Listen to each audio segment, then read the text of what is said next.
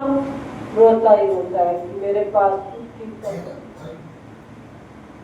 लेकिन हमें गुरुदेव ने कृपा करके हमारे जीवन को उत्तम बनाने के लिए सौभाग्य से हमें 68 तीर्थ दे दिए और इन 68 तीर्थों की पावन शुभ यात्रा हम हर वर्ष गुरुदेव जी के चरणों के अंदर अपने जीवन को बनाते और सजाते रहते हैं। ये गुरुदेव जी का आशीर्वाद हमेशा जब तक श्वास हो हम सब के ऊपर उनकी ऐसी ही कृपा, ऐसा ये नियम इस संस्कारों के अंदर हम चलते रहे। यही गुरु महाराज जी के चरणों के अंदर हम आए तो यही मांगे, बाकी कुछ ना। यही मांगेंगे तो गुरुदेव हमारे जीवन के अंदर खुशियां भरेंगे। वरना एक बादशाह थे, बादशाह इस प्रकार से अंतिम समय के ऊपर उनका बिल्कुल नजदीक आ गया जाने का समय। तो उस समय उन्होंने ढिंडोरा पूरे शहर के अंदर लगवा दिया कि मेरे मरने से पहले मैं अपने आप को ऐसा बादशाह दूसरा तैयार करवा के जाना चाहता हूँ जो सारी इस खलकियत को, मलकियत को संभाल सके, कि मेरे मरने से पहले जो मेरी शर्त को पूरा करेगा तो मैं उसको ये सारा राजपाट दे दूंगा। अब शर्त खोजी गई कौन सी? कहने लगे जिस कब्र के अंदर मैं सोऊंगा उस कब्र के अंदर वो बादशाह एक दिन पहले सोए। अब इस बात को सुना तो कोई भी राजी ना हुआ। कौन जाए कब्र के अंदर, कौन जाए शमशान के अंदर।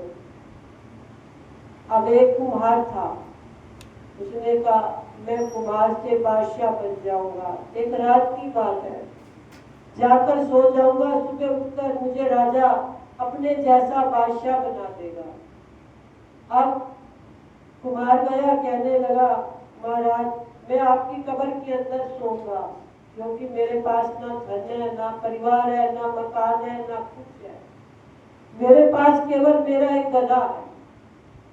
अब मैं उस गधे को ले जाकर उस कब्र के अंदर आराम से रात को व्यतीत करूंगा। अगले दिन मुझे बादशाही मिल जाएगी। लालच, हम भी भगवान की के जन्म दिया ना तो हम वादे तो कई करके आए थे, लेकिन उन वादों के साथ हम भूल गए। इतने लालच में आ गए, संसार की माया में इतने अंधाधुंध हो गए कि हम परमात्मा को भी भूल जाते हैं।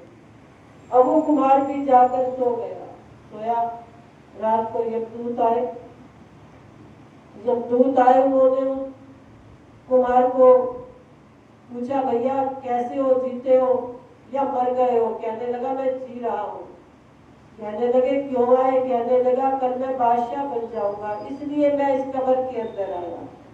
अब उसका भाई खाता खोला गया कि आज एक रात के लिए तो तुम्हें ऊपर लेकर जाएंगे। अब जैसे उसका भाई खाता खोला गया उसके अंदर उसने अपने गले को एक दिन भूखा रखा था, भोजन नहीं किया था। अब उसको इस प्रकार से दूतों ने सजा दी कि इसको 100 कोड़े मारे। अब उसको 100 कोड़े लगे। फिर भाई खाता खोला गया, देखा कि इसने अपने गले को एक दिन डंडा मारा। ये चलने में असमर्थ था, बहुत ज्यादा था, चल नहीं पा रहा था।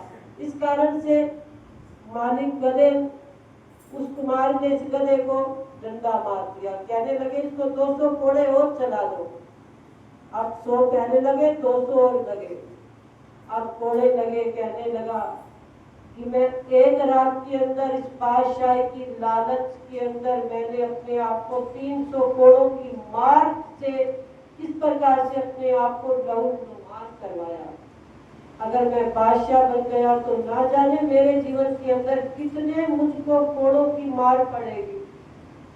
अब हम भी तो इस बादशाही के अंदर आए हुए हैं, संसार की, परिवार की, धन कमाने की, और ना जाने पूरा दिन हम क्या से क्या कमाई करते हैं। उस कमाइयों का जब हिसाब किताब होगा तो उस समय हमारा खाता जब खुलेगा तो नेक कमाई से हमारे को मनुष्य जन्म मिलेगा, और अगर हमारी कमाई होगी पाप की तो उस समय हमारे को कोड़ों की मार, नरकों की मार, 84 लाख योनियां वो दोबारा हमारे को पीड़ित करती रहेगी।